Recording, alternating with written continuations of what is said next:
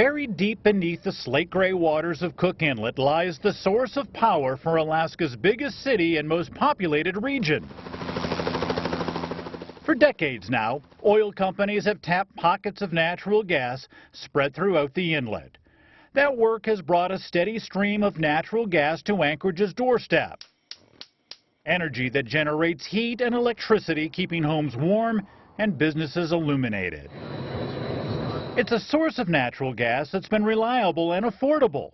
But not long from now, that may change. If you aren't discovering new fields to replace that decline, it's just a natural fact that it will decline. A decline in gas supplies that is predicted to cause a shortage in just 2 years from now.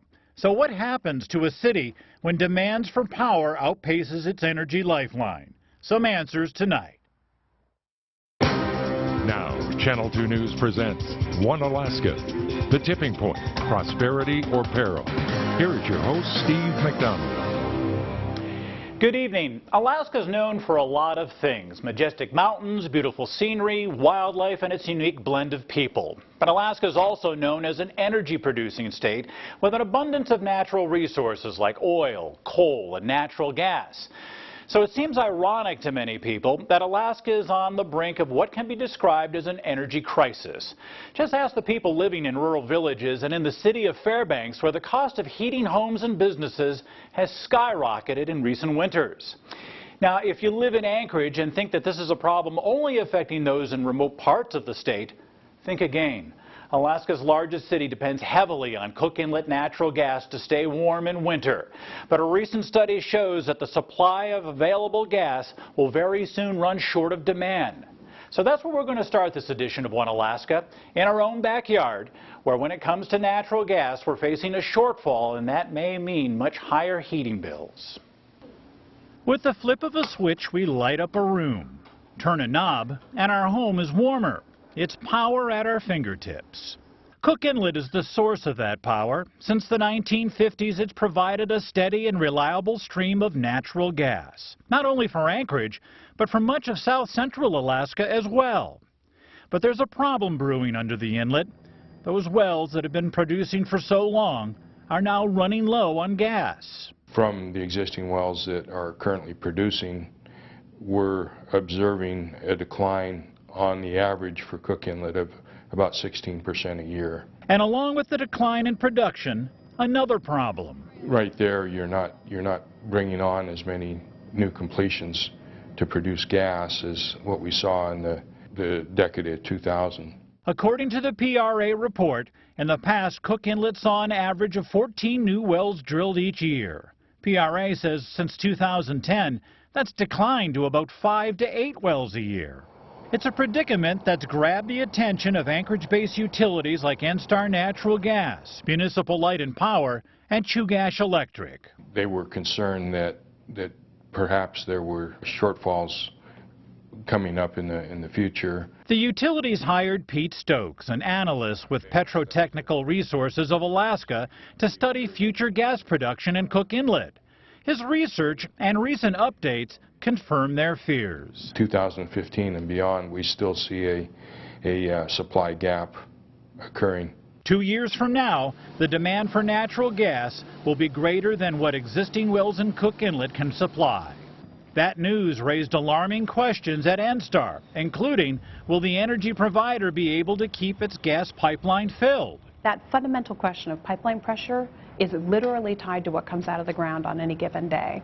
And so as we look forward, from where we sit today, as we look forward, we're concerned about our ability to do that. And it's not just a concern at NSTAR. Natural gas is very, very important to us. At Chugach Electric, Alaska's biggest generator of electricity, it's natural gas that spins the turbines that generate power. So when you look at the kilowatt hours we sell in a year, 88% of them come from burning natural gas. Chugach, along with city-owned Municipal Light and Power, buy that gas from NSTAR. But it doesn't stop there. A portion of the electricity generated by Chugach is sold to other utilities, like Homer Electric, the city of Seward, Matanuska Electric, and Golden Valley and Fairbanks. So power from Chugach generators is flowing throughout the rail belt. And all that power feeds on natural gas flowing from the Instar pipeline. With a shortfall looming, those utilities are now scrambling for ways to bridge the gap. We've got 9 options on the table. One of those options is trucking gas from the North Slope. It's a plan the city of Fairbanks has been considering for a while. The other options on the table call for importing liquefied or compressed gas by boat.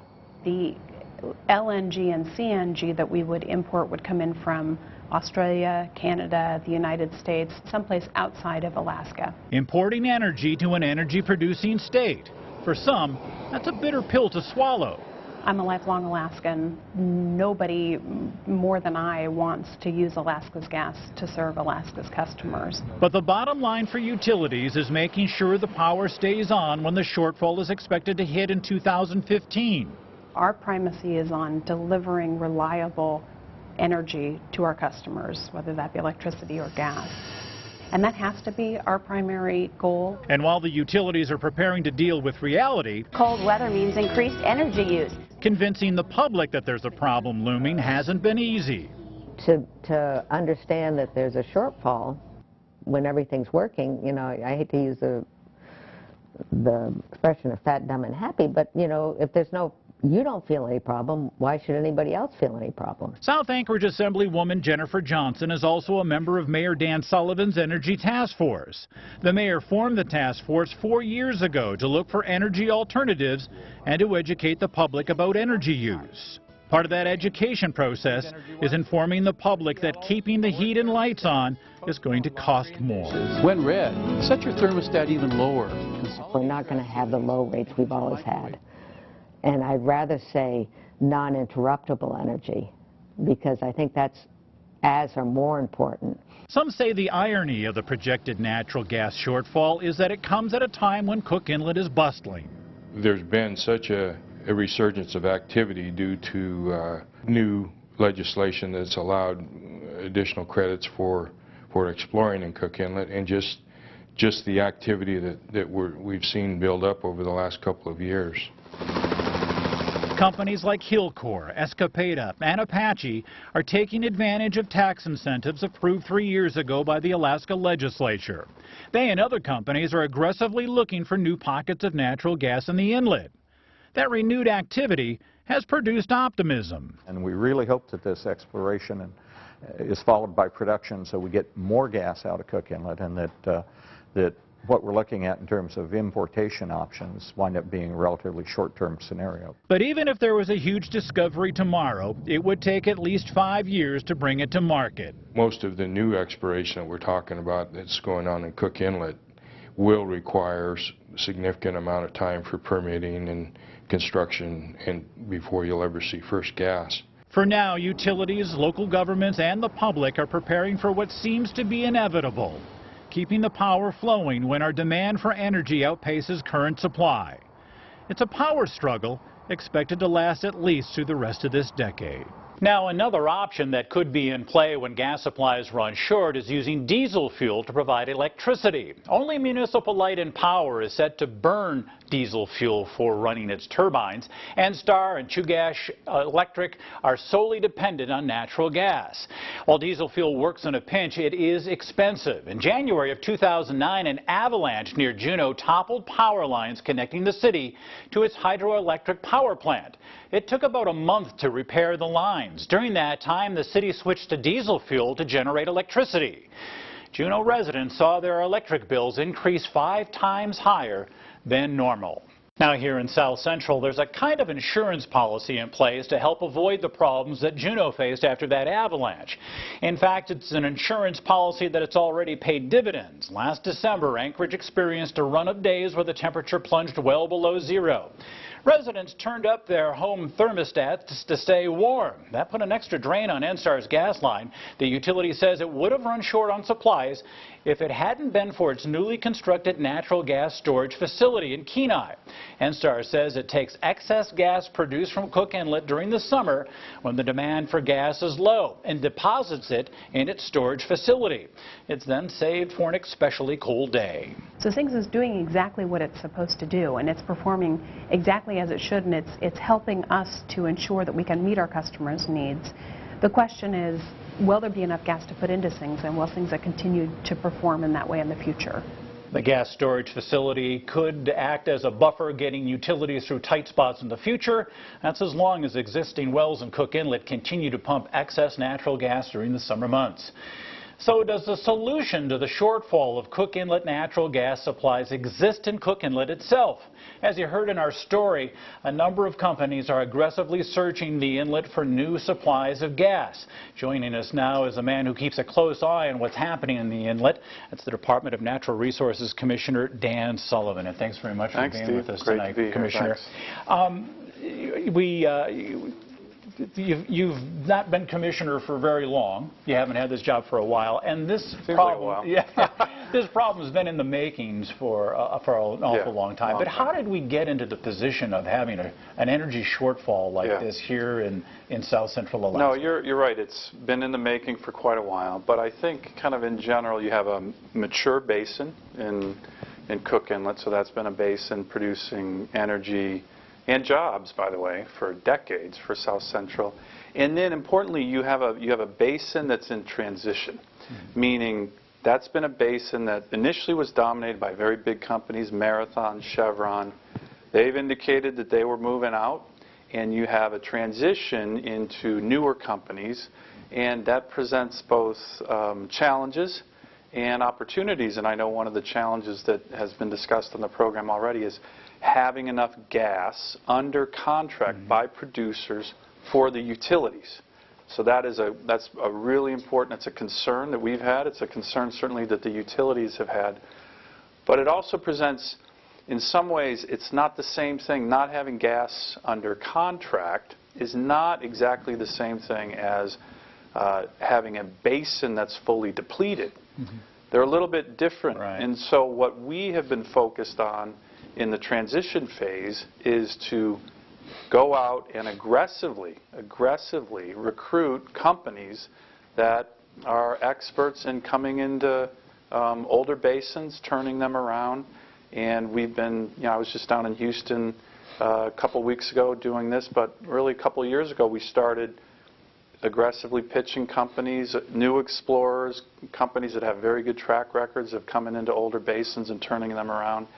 And that's been a critical part of what we've been seeing as an important part of the strategy, to get more investment, to get more development, to get more rigs up here, and to get more production. And we're finally starting to see that. And that's one element where we've seen in the last year some of our best lease sales ever in Cook Inlet, which was kind of surprising, and hundreds of millions of new investment.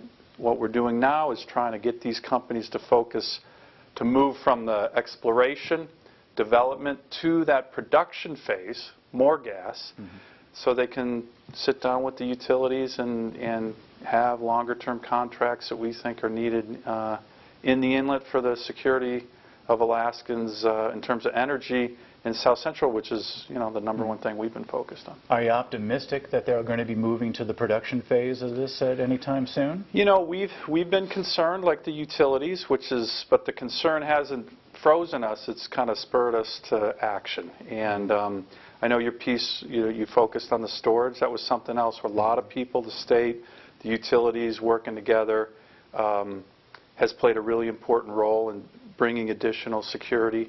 So I'm not so sure I'm optimistic yet. What we're going to do is continue to press. We did have a very good year, and we're going to press with regard to the leverage we have to encourage more drilling, more exploration, and ultimately more production, and getting them to sit down with utilities and ink those contracts that we think are so important. Is there plenty more gas left in the basin? So we think that, and again, it's the U.S. Geological Survey did a big study 2 years ago that they saw the technical, recoverable, but undiscovered volumes of gas and oil to be rather significant.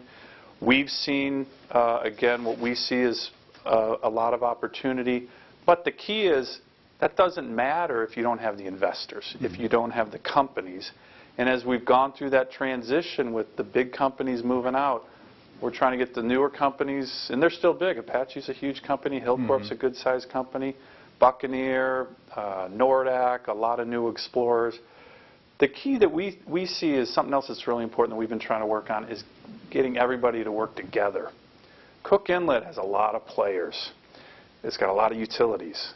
It's got a lot of producers. It has the state playing a role. It's got the federal government playing a role. It has a regulator in terms of the RCA playing a very important role. And if everybody can work together on the focus on energy security, we think that that's the best way forward. Unfortunately, we've had a couple problems, and it's a bit of a theme in Alaska with the federal government in terms of some of the permitting. I had two very important companies come in to see me recently about concerns that they've had with regard to federal permitting, but working together is really the key. Okay. Commissioner, thanks so much for being with us, and I will be keeping an eye on Cook Inlet and see how it plays out. We're going to continue to keep a very keen eye on it, too. Commissioner Dan Sullivan of the Department of Natural Resources. Coming up next on One Alaska, we'll examine a couple of highly touted solutions to bring energy to Alaskans. Both are mega projects with big price tags and have been talked about and studied for years. Both appear to be gaining some steam. So the rail belt region of Alaska is facing a natural gas shortfall. The hope is a major new gas find in Cook Inlet will supply enough energy to shore up that gap and meet the power demands of Alaska's most populated area. But there is another possible solution to the pending shortfall. A natural gas pipeline stretching from the North Slope to a port city in the southern half of the state. This, of course, is not a new idea. A gas pipeline's been debated and studied for years. But in the past year or so, it appears that the project is gaining some momentum, especially in Juneau. Our Capitol correspondent, Adam Pitzker, has been following the developments during the legislative session. He joins us now live from the state capitol. Adam, where are we in this long process of developing a natural gas pipeline? Yes, Steve, it's been decades in the making. Such a massive project could be the equivalent of building Rome, of course. It won't be built in a day, even if or when legislation laying the groundwork for this pipeline is passed this session. Now, lawmakers are hoping this is finally the year it gets off the blueprints. It could be the largest project since the Trans-Alaska Pipeline, an in-state natural gas pipeline spanning from the North Slope to south-central Alaska, nearly the distance between New York City and Atlanta. I have stated that this